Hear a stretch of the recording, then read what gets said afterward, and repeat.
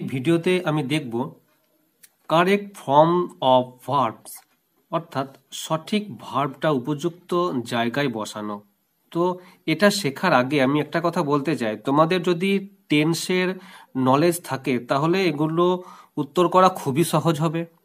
যদি টেন্সের sufficient knowledge না থাকে তাহলে এগুলো প্র্যাকটিস করতে করতেও তোমরা টেন্সটা সম্পূর্ণ শিখে যেতে পারো। তো প্রথমে দেখো, হি ড্যাশ কলেজ এভরিডে, সে রোজ কলেজ যায়। গোজ হবে না গোয়িং হবে? তো এটা উত্তর করার আগে দেখবো এই সেন্টেন্সটা কোন টেন্সে আছে। হি হি হচ্ছে থার্ড পারসন সিঙ্গুলার নাম্বার। তো আমরা জানি সেন্টেন্স যদি প্রেজেন্ট ইনডিফিনাইট টেন্সে থাকে আর সাবজেক্ট যদি থার্ড পারসন সিঙ্গুলার নাম্বার হয় তাহলে অবশ্যই ভার্বের সঙ্গে এস অথবা ইএস বসে। তো এটা অবশ্যই গোজ হবে।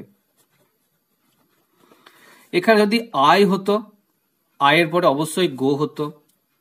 ইউ হলে সেখানেও গো হতো, কিন্তু যেহেতু এখানে হি অর্থাৎ he third person singular number, তাই অবশ্যই ভার্বের সঙ্গে ইএস যুক্ত হয়েছে। এখানে মেন ভার্ব হচ্ছে গো, গো এর সাথে ইএস অ্যাড হয়েছে। Number 2, my younger brother dash to Paris last month অর্থাৎ গত মাসে আমার ছোট ভাই প্যারিস গেছিল। তো গেছিল অতীতের কোনো সাধারণ ঘটনা। এটা কি টেন্স না সিম্পল পাস্ট।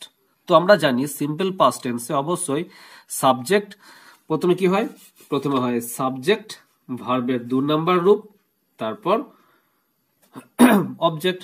শুধুমাত্র সিম্পল পাস্টেই ভার্বের 2 নম্বর রূপ হয়।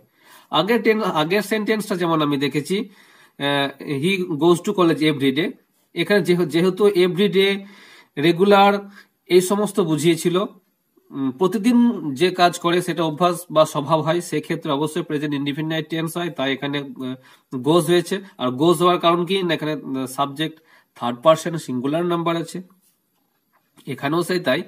এখানে অন্য টেন্সটা কি না সিম্পল পাস্ট বা পাস্ট ইনডিফিনাইট। তো যেহেতু লাস্ট মান্থ আছে, এইটা দেখেই বুঝে ফেলতে হবে গত মাসে আমার ভাই গেছিল, কি হবে went. My younger brother went to Paris last month. Number 3, he dash from fever since last night অর্থাৎ সে গত রাত থেকে জ্বরে ভুগছে। তো দেখি, কোনো কাজ যখন অতীতে শুরু হয়ে এখনো চলছে এরকম বোঝায়, সেক্ষেত্রে কি হয় না present perfect continuous. Perfect continuous means during the time, অর্থাৎ কিছু সময় ধরে চলছে। ঠিক আছে, তাহলে এখনো সে জ্বরে ভুগছে এবং জ্বরটা শুরু হয়েছিল আগের রাত্রে, অবশ্যই সেখানে প্রেজেন্ট পারফেক্ট কন্টিনিউয়াস টেন্স হবে, অর্থাৎ has been suffering.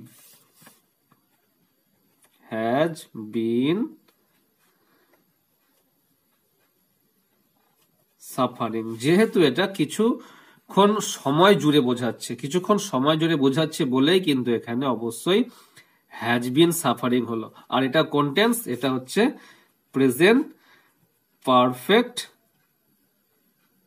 Continuous tense. বুঝা গেল? Number 4, he dash just now, সে এক্ষুনি কোনো কাজ করলো কি না এক্ষুনি, এখানে হচ্ছে হ্যাজ অ্যারাইভড না অ্যারাইভড, সে এক্ষুনি আসলো। তো আমরা জানি কোনো কাজ এইমাত্র শেষ হয়েছে কিন্তু তার ফল এখনো অপ্রকাশিত, এরকম ক্ষেত্রে অবশ্যই প্রেজেন্ট পারফেক্ট টেন্স হয়ে থাকে। তো এখানে সে এক্ষুনি পৌঁছলো, তারপরে কি হয়েছে এটা কিন্তু এখনো বলা হয়নি, এক্ষেত্রে অবশ্যই কি হবে হ্যাজ অ্যারাইভড হবে।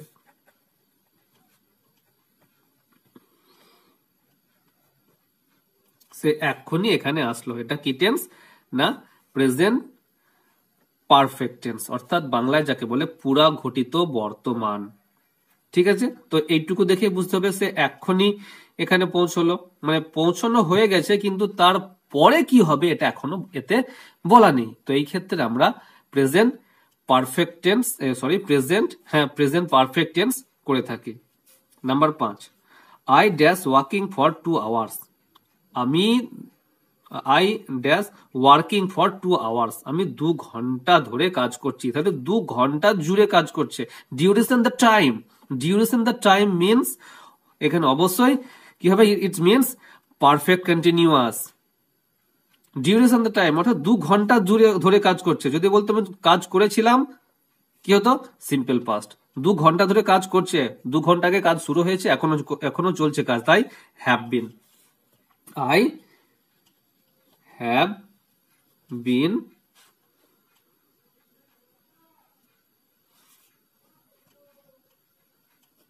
living.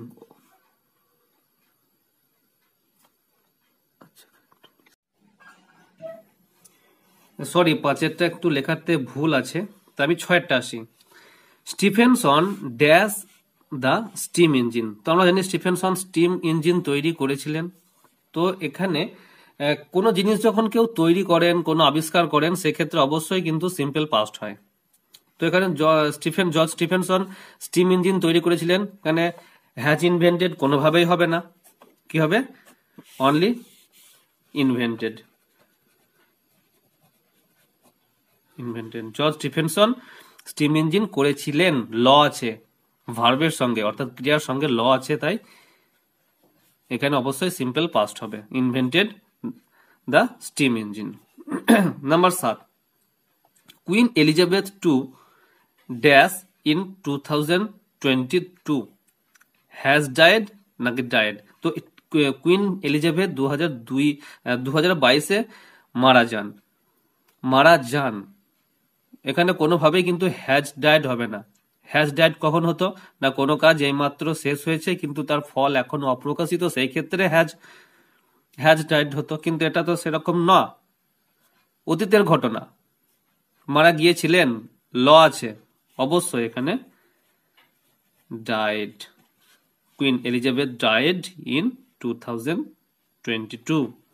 Number 8, she dash before her husband came.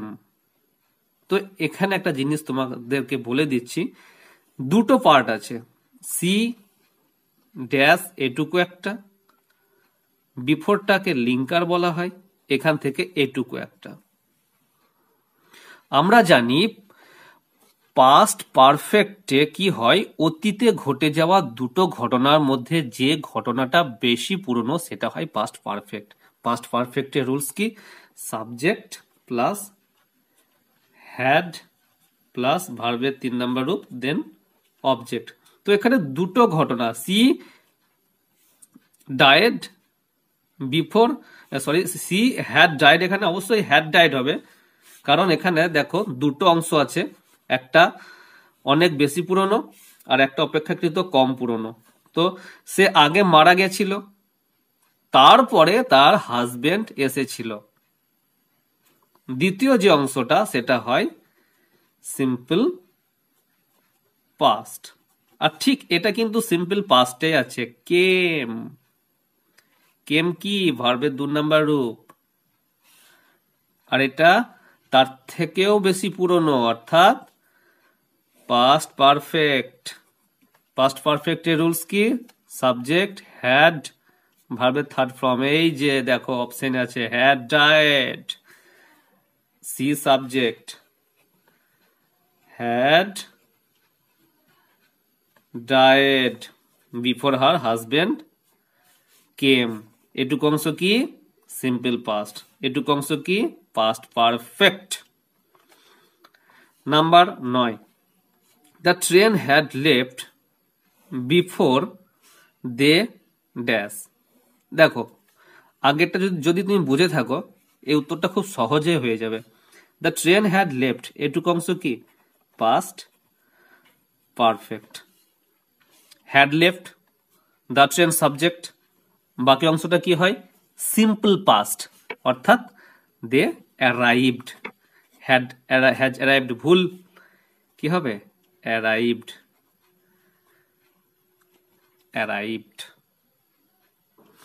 Number 10, I dash in London since 1989, অর্থাৎ আমি 1989 থেকে এখানে বাস করছি। ডিউরেশন দ্য টাইম, খুব ভালো করে দেখো, আমি 1989 সাল থেকে বাস করছি, কিন্তু অর্থাৎ আমার বাস করা শুরু হয়েছে 1989 সালে, আমি এখনো বাস করছি। এই ক্ষেত্রে অবশ্যই কি হয়, প্রেজেন্ট পারফেক্ট কন্টিনিউয়াস, অর্থাৎ সাবজেক্ট তারপরে হ্যাভ অথবা হ্যাজ তারপরে বিন, ভার্বের সঙ্গে আইএনজি যোগ। অবশ্যই এটা কি হবে, হ্যাভ বিন লিভিং, যেহেতু ডিউরেশন দ্য টাইম একটা সময় জুড়ে বাস করছে, তাই হ্যাভ বিন, আর আয়ের পরে সবসময় হ্যাভই হয়।